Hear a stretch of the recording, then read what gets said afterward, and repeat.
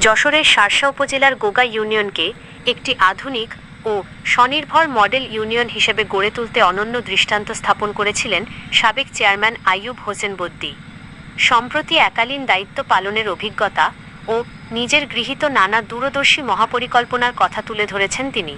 বিভিন্ন প্রতিকূলতা ও বাধা বিপত্তি সত্ত্বেও জনগণের কল্যাণে তার নেওয়া নানা পদক্ষেপ আজও গোগাবাসীর মনে আশার আলো জাগায়। সাবেক চেয়ারম্যান আইয়ুব হোসেন বদ্দী জানান, দায়িত্ব গ্রহণের পরপরই তিনি ইউনিয়নের সার্বিক উন্নয়নে মনোযোগ দেন এবং 1 একর সরকারি জমির দলিল উদ্ধার করেন।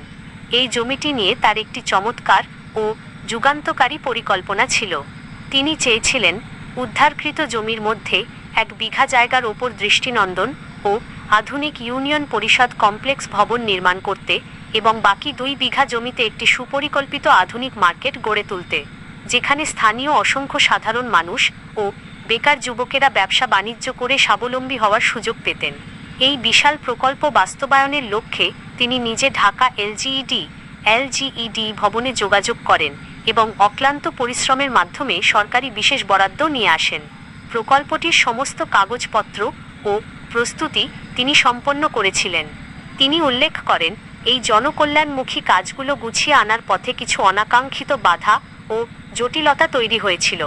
তৎকালীন সময়ে রাজনৈতিক ও স্থানীয় কিছু মহলের অসহযোগিতা এবং তৃপ্তি সাহেব নামের এক ব্যক্তির মাধ্যমে কাজটি সাময়িকভাবে থমকে যায়।